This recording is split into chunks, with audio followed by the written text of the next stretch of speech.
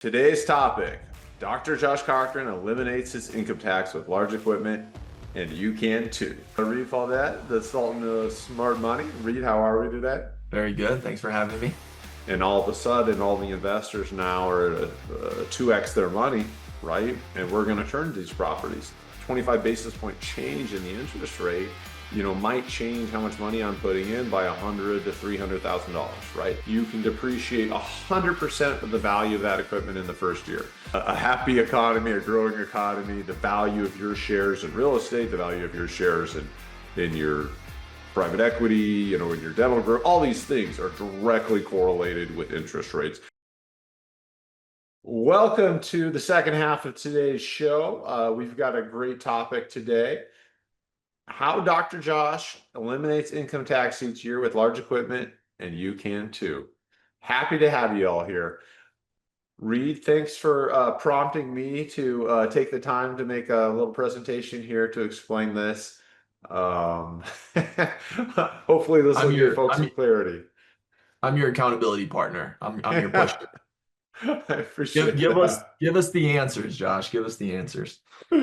You want to frame this today a little for folks, Reed? Yeah. So I kind of made, Josh and I have been talking about this, but a constant thing comes up. I think for all dentists, when you start making pretty good income, you realize that you start paying a lot in taxes, right? Everyone kind of gets to that point. And so on the early stages of your career, you have an income problem. And then once you solve the income problem, you have a tax problem. And so it's like, how do we solve this problem? Well, there's the conventional things that most people talk about, right? You buy more equipment in your dental office, but you can only do so much of that. You can only buy so many scanners, CBCTs, vehicle before you're kind of maximizing your write-offs there. And so what I like to think about is, how do you reduce your taxable income through investments that create a yield, right? Buying a CBCT, if a new one or a new scanner, maybe not, doesn't actually produce an investment yield. And so what we're going to kind of talk about is how you can reduce your taxable income by also getting a return on the money that you're spending. So just to parse this concept a little bit more is, when you're thinking about taxes, you have passive income and passive losses, and active income and active losses, right? So as a dentist, your dental income is active. That is the trickier thing to offset. Passive income, such as rental property income, is a little bit easier to offset with passive losses, because traditionally, if you buy a piece of real estate, it's going to come with both, right? All in one step.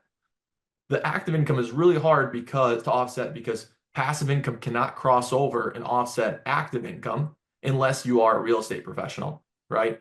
And that is its own hurdle to overcome. And at some future episode, we can dive into that a little bit deeper. But today we just want to hit on how to offset active income. I'll list kind of the 4 ways you can do this, and then Josh and I will tackle the one specific way. So there is the short-term rental loophole, right? A lot of people use that because by definition, having short-term rentals is considered an active type of investment, and it is very active. It's very time intensive. And so you can potentially offset your active income by buying short-term rentals. Qualifying for real estate professional status, I mentioned that. You can invest in oil and gas. There's a decent amount of depreciation and tax credits associated with that. They can offset active income. Not an area that I know very well. I don't think Josh maybe plays in this area very much. We have friends that do, but it's not something I understand, so it's not something I really get into. And then the last element here is using large equipment purchases via Section 179 and bonus depreciation to offset your active income. So Josh will kind of dive into that with this specific presentation. Yeah, I appreciate that, Reed. And I've looked into oil and gas. It just, the amount you can write off with the equipment is about roughly 3 times the amount you can write off with oil and gas. So when I look at the 2 options, I'm like, this, or 3x this. Okay, let's go 3x. So let's see here. Reed is my, let me pull up the presentation here. Yep. I'm just seeing your trees from your desktop right now. You're just seeing the trees. Ah, there it went. Okay, good. All right. So what we're looking at here is This is a side business, okay? Anytime it's active, it has to be a business. This is a side business, but this isn't a side business that'll take over your life. This is a side business that supports your life. That's why I love the equipment. So we can turn taxes into assets. We can own revenue producing equipment, get monthly rental income, and capture the accelerated depreciation to reduce our taxes. This is education only. Consult your tax or legal advisors. This is just my opinions. Okay, what is the problem? As Reed mentioned, at first we're trying to get our incomes up as dentists or other high earning professionals, right? We get out of school, we're trying to make 100K, 200K, pay off our student loans. We're trying to save money to buy our first house. Well, after about 5 years, often you develop some expertise, you get better. Some of our incomes get up to, 500,000, a million or more a year. And then what happens is we all of a sudden get this massive tax bill from the government. So on like $1 million income, you're getting like a $300,000 tax bill from the federal government, not to mention state. And what often happens if our accountants aren't preparing us for this is we have not paid those quarterly taxes along the way. So we also owe penalties. And so I've seen this 100 times. It's super frustrating to work so hard and then see a third of all the money you've worked to create just go right out the door to the IRS, plus penalties often in that first year. So what do we do? Well, if we're a dentist and we don't want to manage short-term rentals because it's a lot of freaking work, and you can't be a real estate professional because you got to spend most of your time there to do that. It's like, how do I create a business that helps me reduce this tax every year? What's interesting is in dentistry or as a physician, you have high incomes, but almost no depreciation unless you buy like a CT that year, right? You spend 100 grand on a CT with 100% bonus depreciation. You get to take that 100 grand you spend on that CT machine, you get to take it off your income that year. So that's great, but we don't need that many CT machines, right? It's not scalable. It's like a one-time thing and it only writes off a little bit of our income. Well, when I heard about this for the first time, it blew my mind. So I had a contractor friend, I was talking to him about, tax issues, and he started talking to me about buying equipment. And this wasn't even on my radar. And he's like, yeah, you just buy equipment and then you got to write it off that first year. And I started looking into it, and he was absolutely right. And it's not just equipment, right? You hear about wealthy folks buying airplanes. Well, what do? They put $1 million down on an airplane. They get debt for the other 9 million. They buy a $10 million airplane, and they take that $10 million off their income that year, right? Saving themselves 380.5 million in taxes. So the more I dove into this, I thought, wow, this is a really cool complement to dentistry and other high income earners, right? We have high incomes but no depreciation. All these industries that have all this equipment that are equipment based, like we're going to talk about today, heavy equipment, construction equipment, manufacturing, right? If somebody's building out a factory, they're buying all this huge equipment to put in the factory. They get to take all that depreciation in year one. And if they don't need it, they get to carry forward those losses to future years. It's like a piggy bank of depreciation, a piggy bank of I don't need to pay taxes for years. So when I first heard this, I was like, this is too good to be true. Like, this doesn't make any sense. Why would the government do this? The government wants to incentivize growth, right? Growth of industry, growth of business, just like they want to incentivize growth of housing within real estate. So every time somebody builds a new factory, they create jobs, right? And they create product that helps GDP, that can help the economy. Every time people buy equipment, like construction equipment, it's because they're building something, right? That creates more jobs, it creates more housing. So the federal government is very much into support of this. So the key here, if you're a full-time dentist, how do you create a side business that takes advantage of these equipment depreciation benefits, but does it in a way that doesn't overwhelm your life, right? So the key here is marrying these two industries together. Reed, did I miss anything on those kind of core fundamental concepts? Nope, I think you're good. I'm kind of at the edge of my seat here. I want to hear the next part. Okay. So the big idea here is own equipment, not a storefront. If you're owning a storefront, it's a whole nother business, right? And you're struggling to spend time with your family and maintain your health with your current dental practice, right? Managing employees, all those kind of things. So you need a business that very much is self-contained and not going to overwhelm your life. And the IRS defines that as about 100 hours a year. Okay. So just think 2 hours a week. That's what you're doing. You're creating a business 2 hours a week that you can match with your high income business, another business that makes you money and has heavy depreciation. Okay. A revenue share model means that someone else is doing most of the business for you. Okay, so you have your own business, like technically, but somebody else is doing a lot of the work for you. Okay, and I know this is spelled better wrong, but I don't have a way to fix it right now. So equipment ownership. So you have an LLC, you buy the equipment. Okay, you have to own the equipment. You have to be at risk according to the IRS, for it to be an active business. Okay.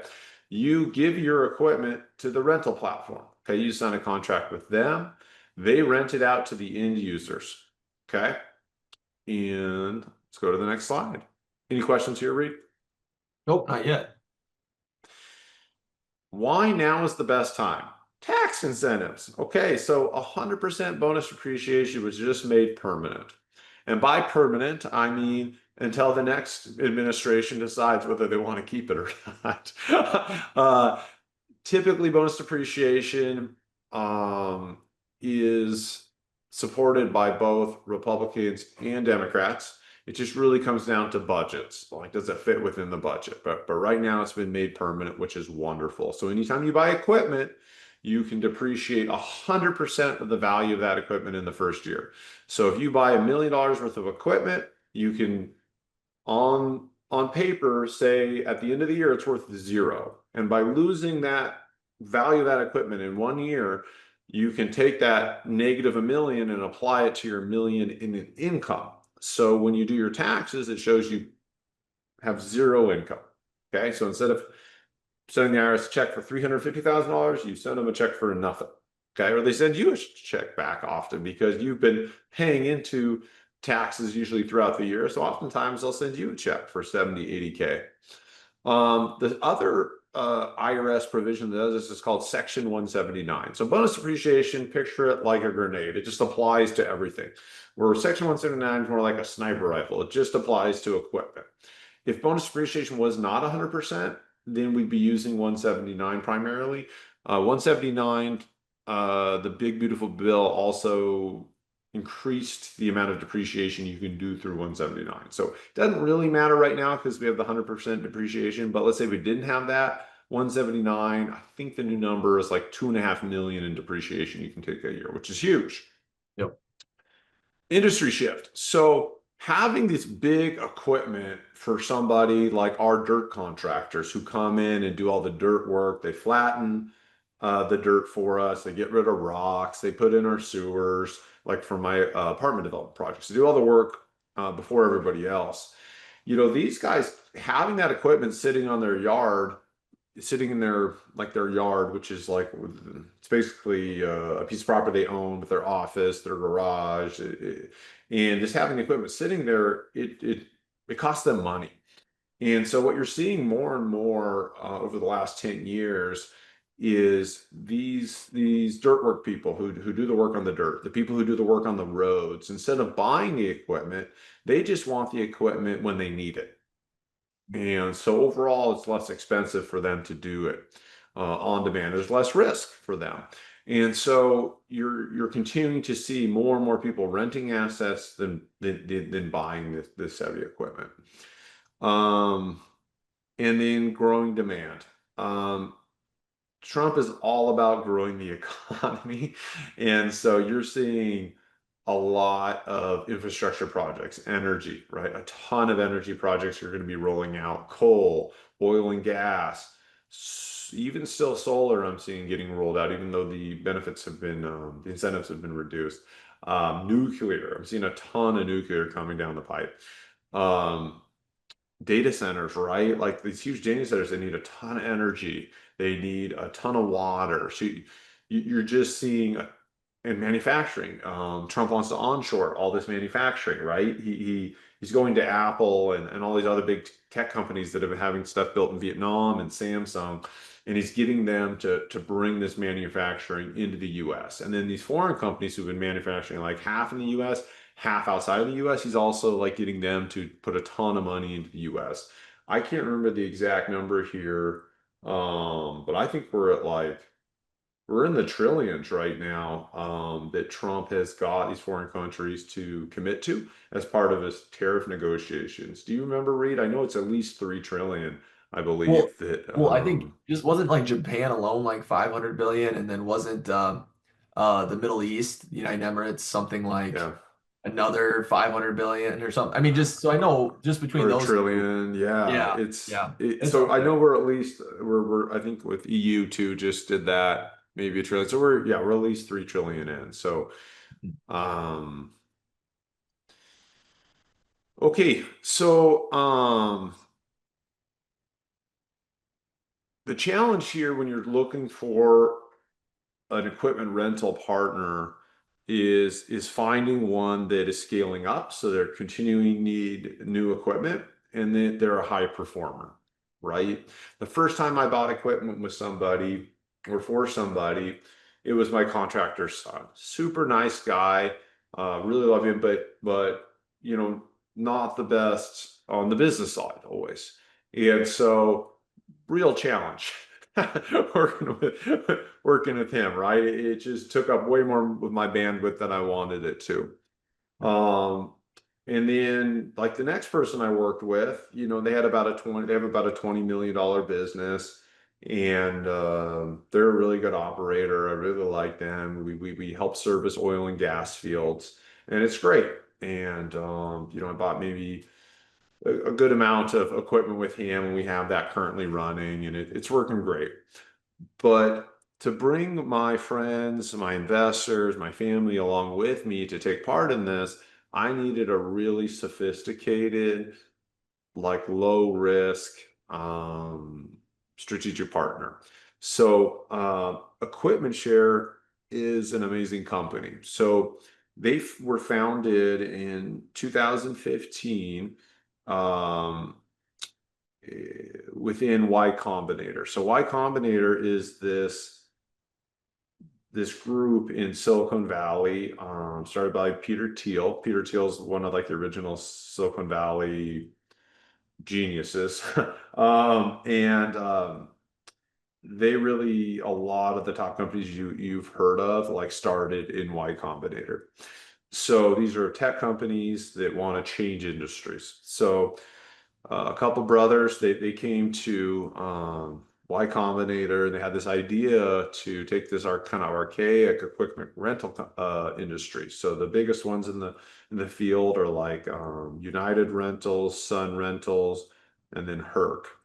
From 2015 startup to now, Equipment Share now has 3.9 billion in revenue a year, right? They took this like tech infusion model and have just grown so fast. Over 320 locations, 6,900 employees all over the country.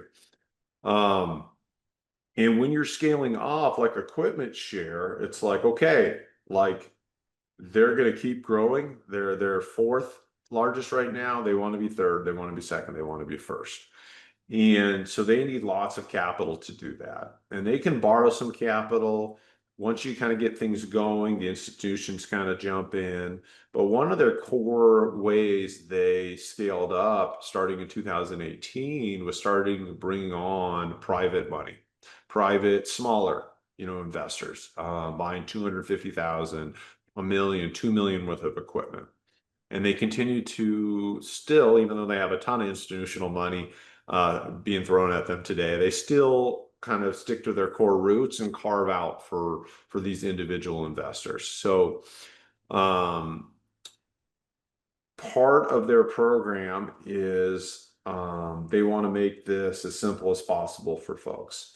So on the first part here is how do you get the financing, right? So they leverage their $3.9 billion company to go out and find the best financing. So they created a spin-off called Bevel Financial. And what they do is they go and source debt, right? What's the best debt to help folks buy this equipment. So Bevel is kind of the first step in the process. They help you source the equipment. Help you source the financing. Once you get the financing quotes back with these strategic partners, they send your financials and get you the best debt possible. And then they come back to you with numbers. Okay, based off of what the debt we were able to get for you, for 250,000 worth of equipment, for a million worth of equipment, these would be the numbers. Here would be your cash flow. Here's the equipment you'd be buying. They just kind of wrap it all up for you. And if that all looks good to you, the next piece is like, but who's operating it? As dentists, we know the hard part here is operations. Like you don't want to be actively you don't want to be in the field trying to rent out the equipment, right? You want to have certain roles in your equipment business, but gosh, it could just get overwhelming to be doing all of it. So what Armada does is they pool people together. So when they first started doing this program in 2018, someone would buy, let's say, a million worth of equipment. And let's say each equipment was $200,000. They'd buy 5 pieces of equipment. Well, during the summer where things are super hot, you'd be making a ton of money. And in the wintertime, things slow down, especially in the north, you'd be like negative, right, on your debt payments. And so even though overall you're positive, it kind of created stress for folks. But then other stuff pops up like maintenance and repairs, right? Organizing that, tracking of the equipment, finding the best insurance at the lowest price.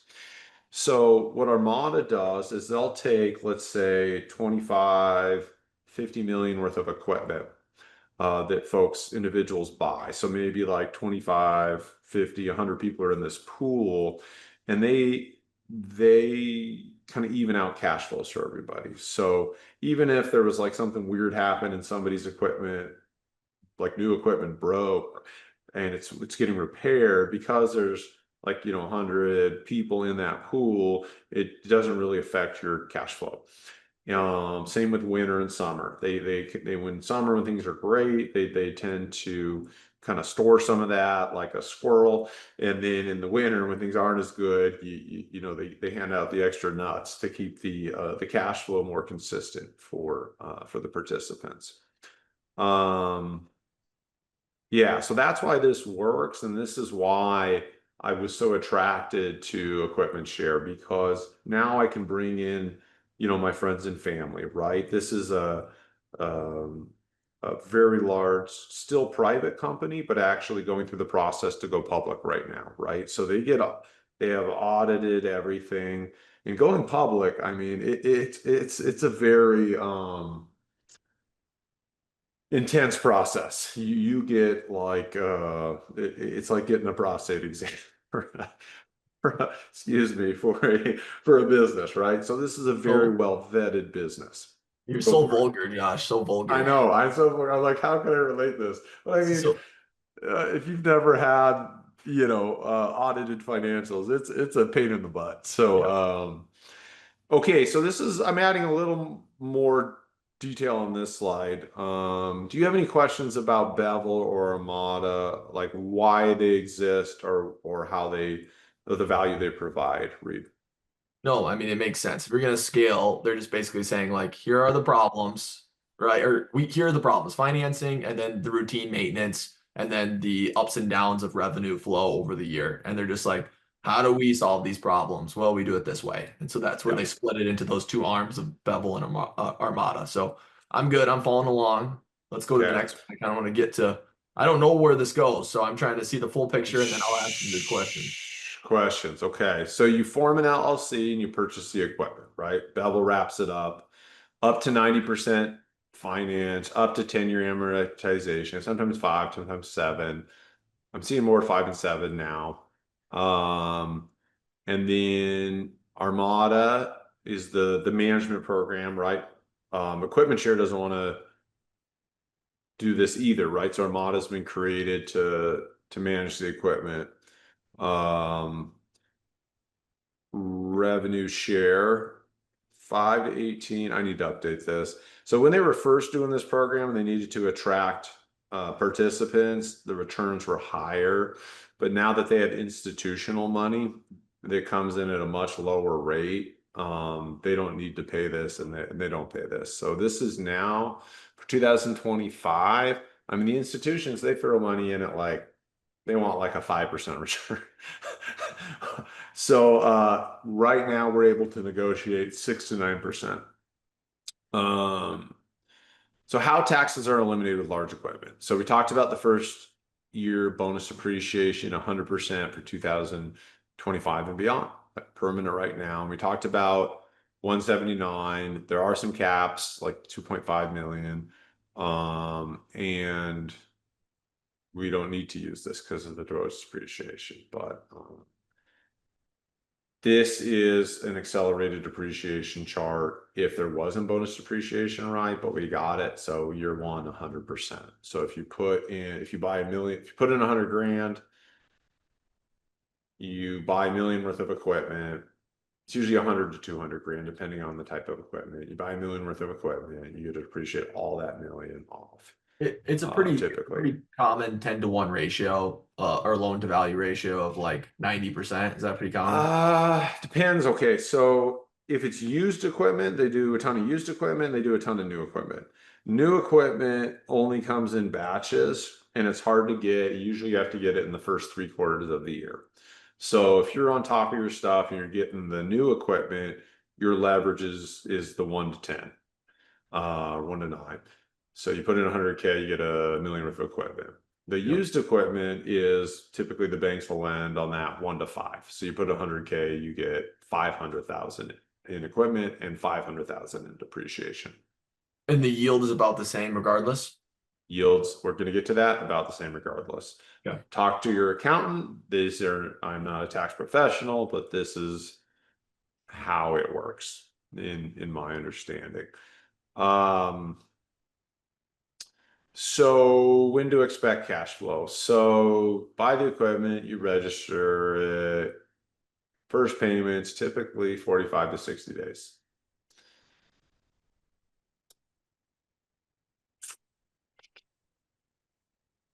Okay, this is kind of where I break it down. So down Okay. payment as low as 20% for used equipment, as low as 10% for new equipment. It depends on the individual, right? If you have fantastic credit, a lot of liquidity, you look really good, you're going to get better bank terms, right?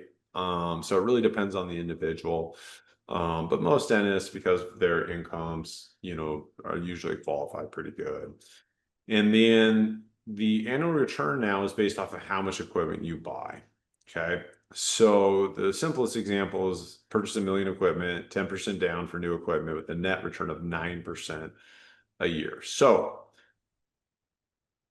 if you put in 225,000 and you get new equipment, this is the new equipment chart. Okay. I just did this to keep it simple. If you put in 25,000, you buy 250,000 worth of equipment that year and write that off your income, right? So about, a third of that, you save about a third of that. We'll go into that with a 6% annual return. And usually these deals last about 5 years, and then you sell the equipment and you get your like initial investment back. Okay.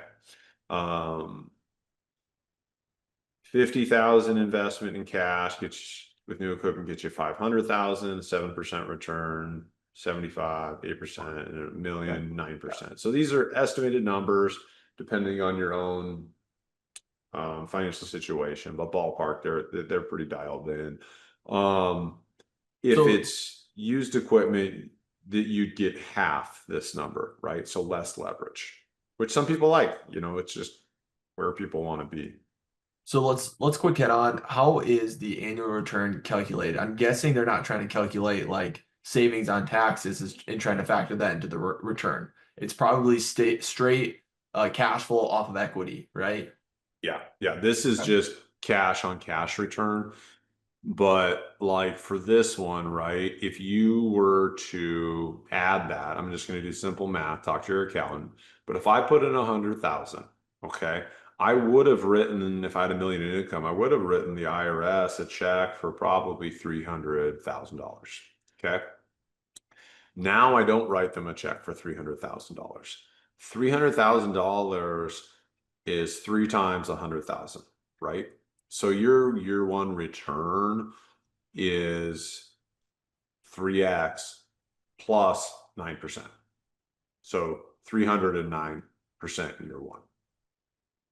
So let's hit on the concept. Maybe you get this in your later slides, but when you sell the equipment and have to pay depreciation recapture, how do you factor that in? Yeah. So a couple different depreciation recapture tends to get reduced each year, right? Usually about a 5-year window, it gets reduced heavily. That's why they say like, hey, if you're going to do a cost seg, you don't want to sell in the first 5 years, right? Yeah. That's because of the depreciation recapture schedule. So that gets minimized quite a bit by year 5. But because you depreciated everything, you get taxed on the sale price of the equipment that you sell it at 5, year 5, right? Minus the basis. And the basis is like how much you haven't depreciated. Well, you depreciated everything. So basically what you sell it at in year 5 would be your capital gain. Okay. So Go I on. don't want to get too in the weeds, and I do have some other slides that I don't have in here that are like charts that go into deeper numbers. So Um, can I yeah. maybe say it and then you correct me if I'm wrong. Yep. That helps me understand. So let's assume as a general rule of thumb that you're basically gonna sell, pay off whatever remains of the debt, right? Like there should be enough, um, because if you're financing at 90% and in 5 years you sell, you're paying down that equipment note, right? So the debt isn't going to be so high. The equipment has lost value as all equipment does. And so is it safe to assume that in a traditional cycle of a piece of equipment that you would essentially get your initial investment back? That would be your cost basis, and that will be your what you'll pay depreciation recapture off of. Is that You'll get your initial money back, right? Plus you got to pay down the debt. So let's say after 5 years, the equipment's worth 500,000. Okay. Now, it depends on the equipment, whether new and used, but I think I need to show the slide with this to get really in depth in here, but I'm just gonna say I'll do this. Let's say 400,000 is what you sell the equipment for.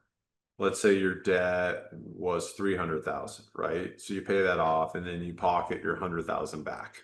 Okay, using this 100,000 row. So yeah, you get your money back. You sold for 400,000, capital gain on 400,000. This is an active business. Typically with an active business, you're paying 20% capital gain, not 23.8, right? So your capital gain tax on that 400,000 times 20% is 80,000. Okay. So what are the So yeah, so you netted, you got your money back, you got that initial 300 grand in year one, and then you get 9% a year, right? So pretty good investment. So very good investment. The You and I know the interim taxation is not something we like, so we're always looking for solutions, right? So what are the solutions there? Well, year 5, you buy more equipment, right? There's one solution. Other solutions typically are, opportunity zone. Match it with depreciation from another investment. Like what I always do, and what you do too, is each year you have income, either passive or active, right? or and also capital gain. You have like three income types, and so each year you just match the solutions with your problem that year to minimize or delete the tax that year. Yeah, if I have to like, and I don't use a specific strategy, but if I were to use a specific strategy, how I would consider it is I'll already get a decent amount of depreciation from real estate, right? But there's ebbs and flows of real estate because you will have times where you have a heavy year because you're acquiring a lot, and then there's a stabilization period where you don't have a lot. And so how I see this is you could use this in a quick snapshot to bring on depreciation, bank a little bit in shorter periods of time where you have less from other things.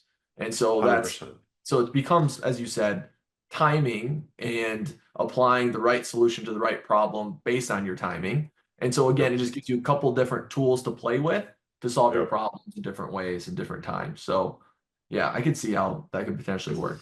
For real estate professionals like you and I, we use it to fill the gaps between our depreciation Yeah. projects.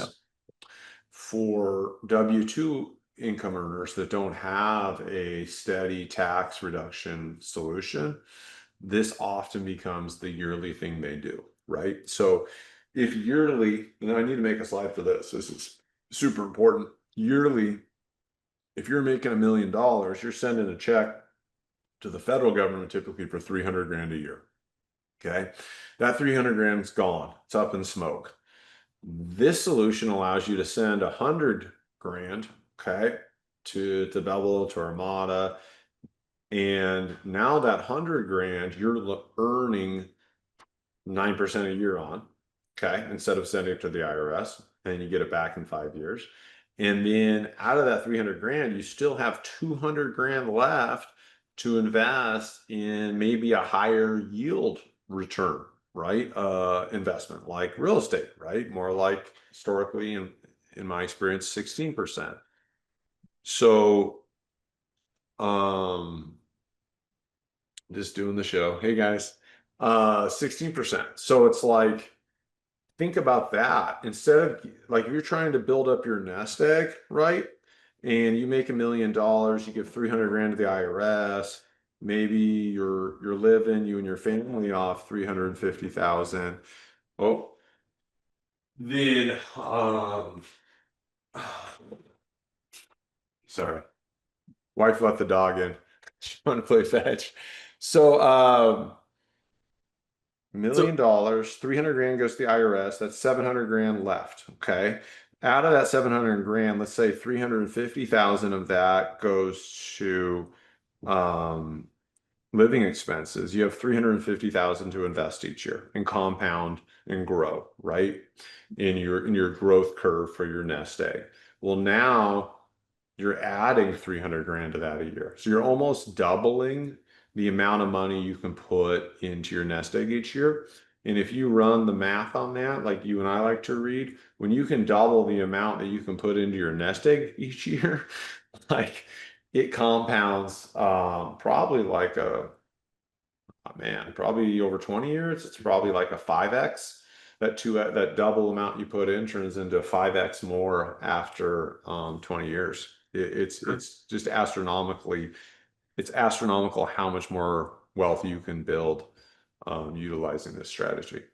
I think what would be helpful is like using this on like a 20-year timeline where you're flipping equipment every 5 years just to see the like 4 cycles of it. I think that'd be super helpful for people. I think we could do that sometime if you want. I think that'd be a nice, whether it's a simple chart or a 5-minute discussion, and then you can kind of see how that works. Because seeing it start to finish is nice.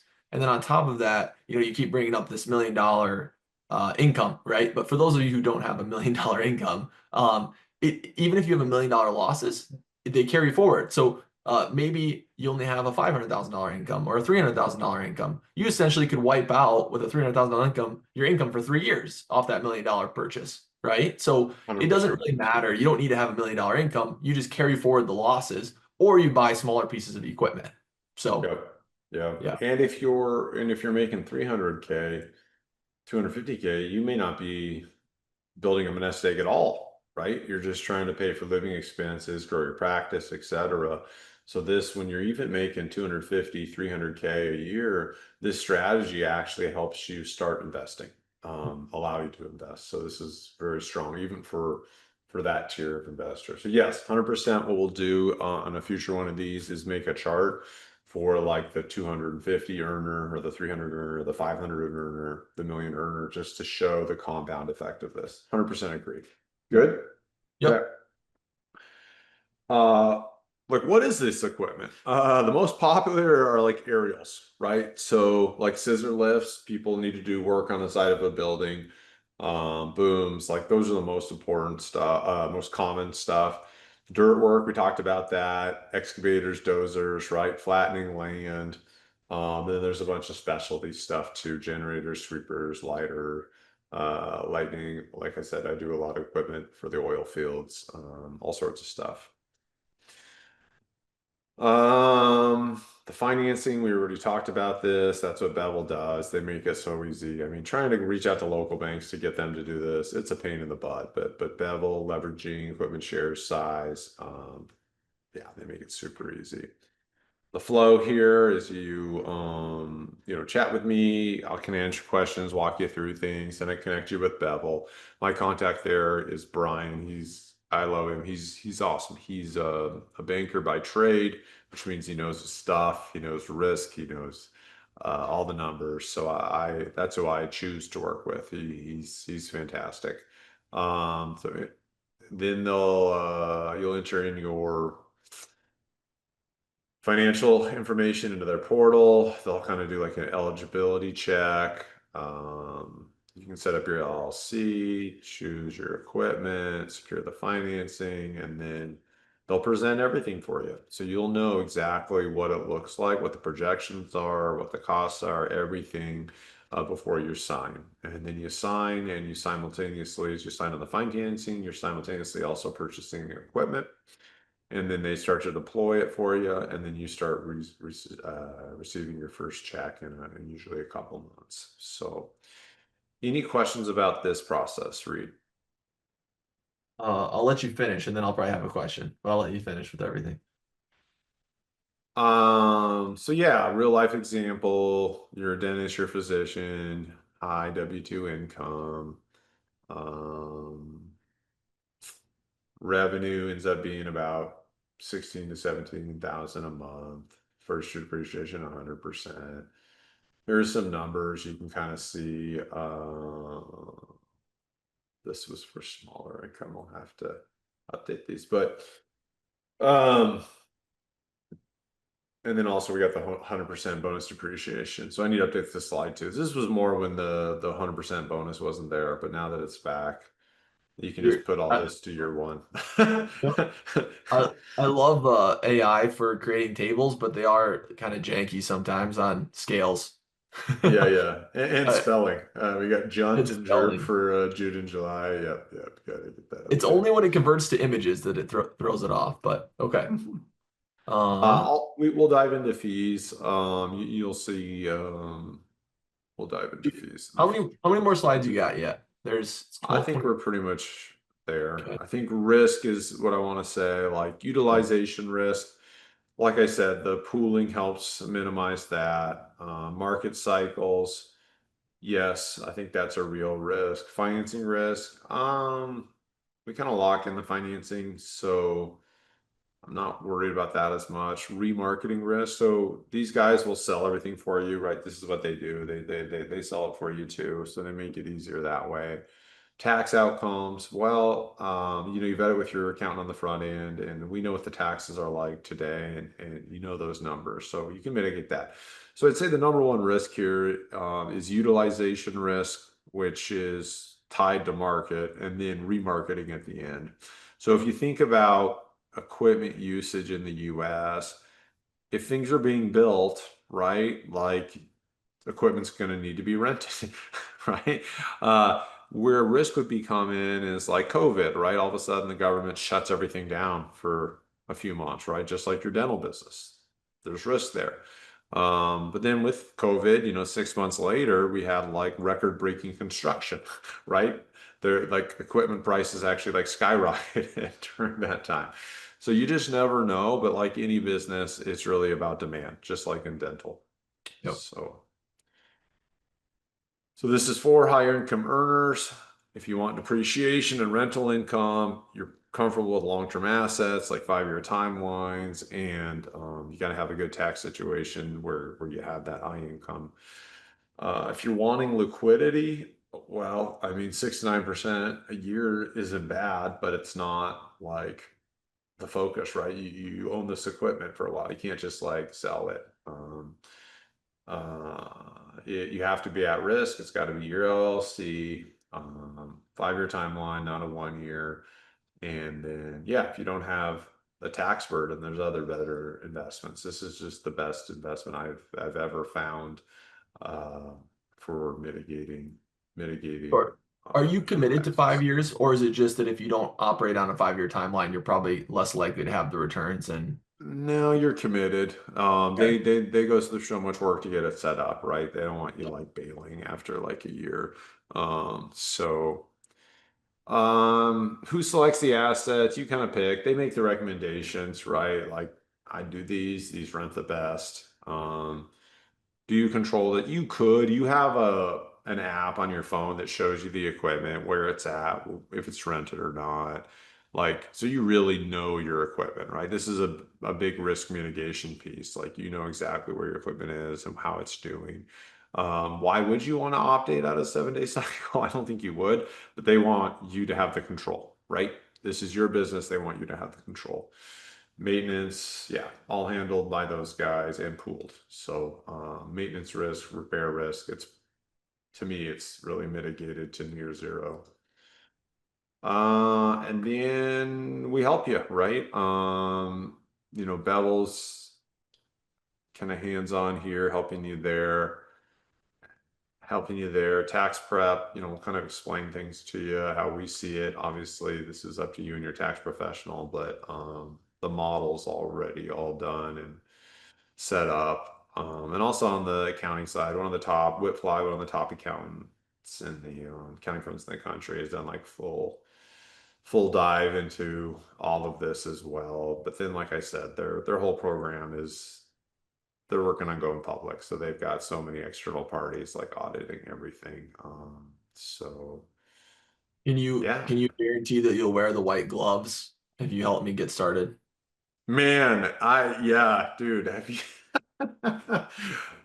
it's amazing how hard it is to actually have you ever tracked like there was one night court. This is an old show called Night Court where this attorney got this like red powder on his hands, and so like you could visibly see like everything he touched, and it's just like right now I'm touching my face, right? White No, gloves now get dirty, like all these things.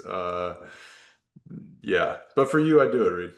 thank you. I just want to make sure that's a part of the deal if I sign up. Uh, my last question is: you said roughly 2 hours a week of work. What does that entail? Like, if you are checking your app, is it making decisions? What does that look like? Yeah, so you have access on your app, right? So you can spend time in your app because you need the 100 hours a year for the IRS requirement, right? It needs to be an active business. So like short-term rentals needs to be 100 hours a year. So check in your app. Um, there's actually a whole list of stuff that I could provide that like qualify for that, just to make it easy for folks as well. But like there's scheduled meetings, right, about your equipment, and so those are scheduled on a recurring basis. But yeah, I think what I do here is put in a slide, make sure everyone has that list so you know what qualifies for your active hours. So Sure. Awesome. Cool. yeah. If people want to chat, just go to my Calendly / Dr. Josh Cochran / discovery conversation, or you can just go to my website, Dr. Josh Cochran, drjoshcochran.com, and you'll see a link like get started there, and or CochranCap.com's CochranCap.com. Just go there, hit get started, and you can set up a calendar meeting to chat and ask questions. So Sounds good. Good. Thanks for explaining. All right. Well, everyone, thanks for tuning in today. This was a short intro on something that has been very powerful in my life and could be very powerful in your life too to help you. Um, I just want to Avoid the leave with tax man. this. Yeah, I just want to leave with this. Like, our income earning years are not going to be around forever, right? And so when we're grinding in the dental chair, like our bodies fall apart over time. So, and you never know how long you're going to last. So, starting to save and build up your nest egg as soon as you can, when you're starting to earn 250, 300,000, like earlier in your career, if you can save and start building up that nest egg and then take that money and compound it, right? Either in the stock market at whatever 7 to 8% return, real estate at 16% return, you can get money earlier and start compounding that. That's going to grow so much faster in life. So when you're 10 years into practice, 15 years into practice, you have that option. You don't have to, you have the option to call it quits if you want to, right? I think where people don't want to be is after 10 years, 15 years in dentistry, they don't want to feel stuck, right? They want to have enough nest egg built up, enough cash flow built up outside of dentistry that if something happens in health or they're just not passionate about it anymore, then they have that freedom, that flexibility to make that choice. And I think that's really what this is about at its core. So, Yeah. Well said. Well said. all right. That's a wrap.